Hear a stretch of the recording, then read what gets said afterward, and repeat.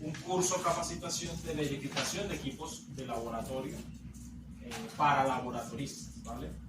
No es un curso de metrología, pero la idea es abordar conceptos para que no solamente sea una tarea rutinaria de tomar medidas, sino que se lleven en la medida de lo posible los conceptos y las definiciones de lo que vamos a manejar, porque yo siempre he entendido y en mi relación con ustedes siempre entiendo a los laboratoristas como un profesional de laboratorio, ¿vale?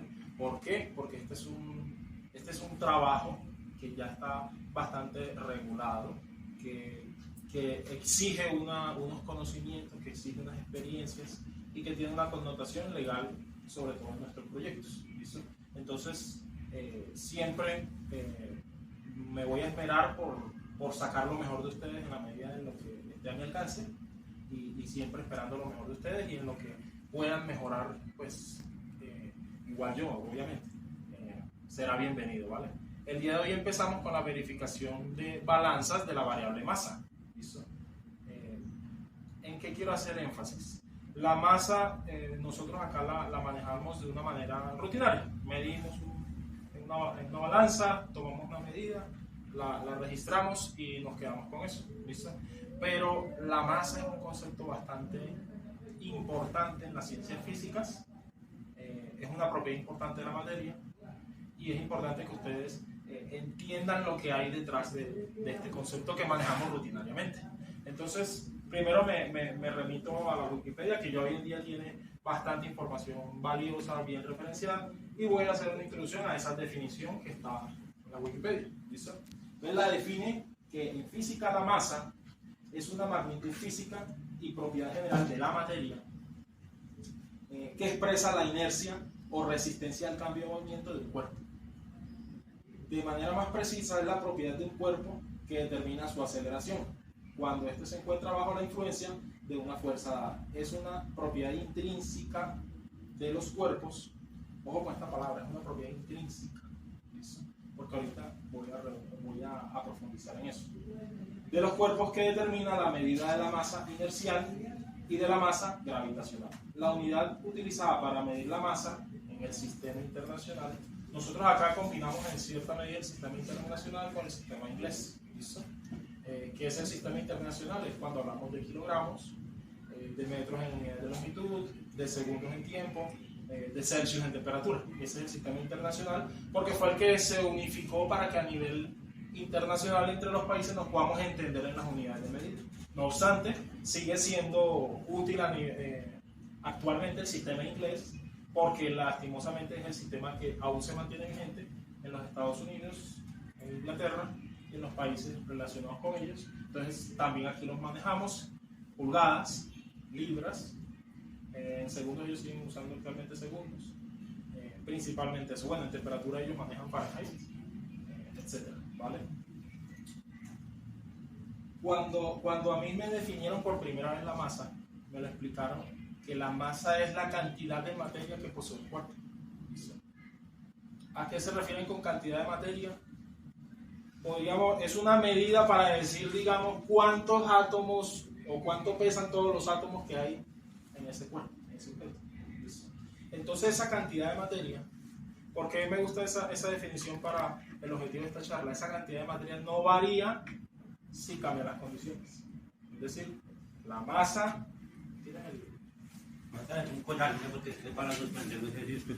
ok, listo, no importa, cualquier cuerpo, la masa de este cuerpo, obviamente si no lo alteramos, ya sea aquí, en la luna, en la costa, debajo del mar, o acá sumergido, es la misma, porque es una propiedad intrínseca de ellos, ¿vale? Ahora, ¿por qué he hecho tanto énfasis en eso? Porque nosotros, por ejemplo, acá hacemos una práctica que es medir la masa o pesos sumergidos. Y cuando hacemos ese tipo de medidas, nos damos cuenta que esa masa cambia. ¿Listo? Entonces, para mí de esta charla quiero que ustedes se lleven el concepto de que no es que la masa cambie. Lo que pasa es que el instrumento de medición que vamos a utilizar, él funciona con unas condiciones físicas. ¿Listo? Y esas condiciones físicas, ¿cuáles son? Él tiene unos mecanismos que puede ser un mecanismo de resortes, por poner un ejemplo.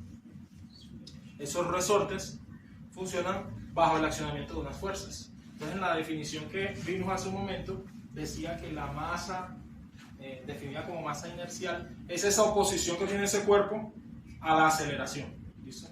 Como él tiene mucha masa, él se opone a que tú le cambies la cantidad de movimiento. ¿Qué es cantidad de movimiento? Cantidad de movimiento se define como masa por velocidad, básicamente. ¿Listo? Entonces él tiene una masa y tiene una velocidad que puede ser cero o puede ser una velocidad constante. Pero él se opone a que tú lo cambies, a que tú lo muevas. ¿Listo? Para Doña Blanca seguramente va a ser más difícil moverme a mí, ¿cierto? Cambiarme de posición o cambiarme de velocidad que de pronto al compañero que tiene al lado, ¿cierto? Porque tenemos una masa distinta. ¿Listo? Y ante esa manera en que se comporta la masa, se han construido por parte del ser humano los instrumentos de medición para estimar la masa de un cuerpo o para medirlo. ¿Listo? A partir de cuánto se opone ese cuerpo a la aceleración o cuánto se acelera bajo la acción de una aceleración, que en este caso es la gravedad. ¿Listo? Entonces, este instrumento está diseñado realmente no para medir. Él te arroja un valor de masa, pero él está diseñado, los mecanismos que operan es para medir el peso. ¿Vale? Entonces nosotros lo que medimos rutinariamente es el peso de un cuerpo. Y por esa razón es que si medimos el peso de un cuerpo en la costa, donde hay menor altura y por lo tanto está más cerca al centro de la Tierra, entiendo que la gravedad en esos puntos es mayor. Entonces el peso de ese cuerpo en la costa o en Girardot, cuando nos toca hacer un trabajo de campo, va a ser mayor. ¿Listo? Y por eso es importante las calibraciones, que no es el objeto de esta charla, pero en las calibraciones lo que se hace es primero ajustar el equipo a las condiciones del lugar para corregir la medida del peso y que te arroje la misma masa en cualquier lugar del mundo. ¿Listo? Aun cuando la gravedad en ese punto cambie. ¿Listo?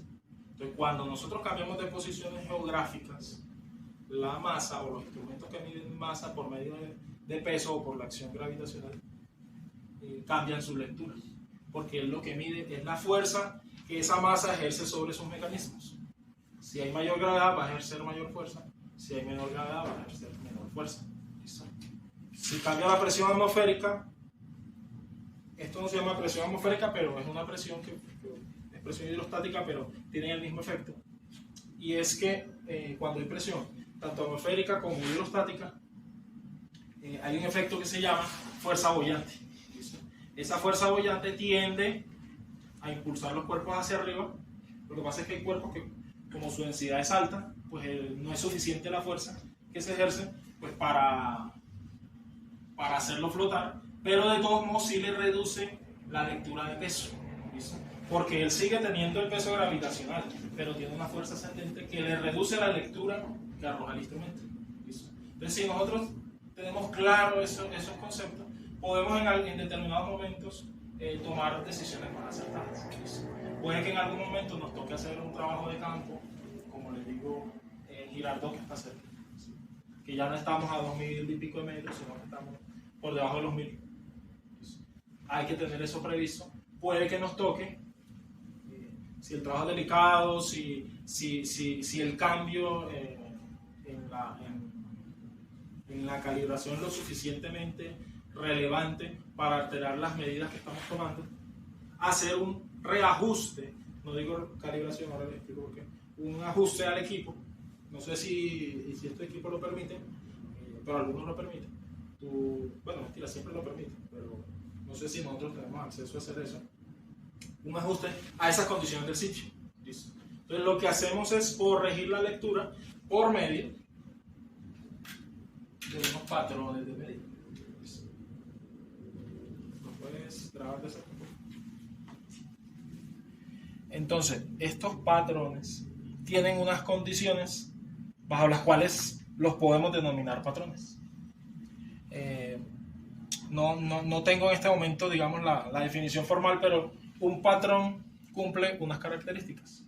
Pues lo primero es que está referenciado a una unidad de medida. ¿Okay?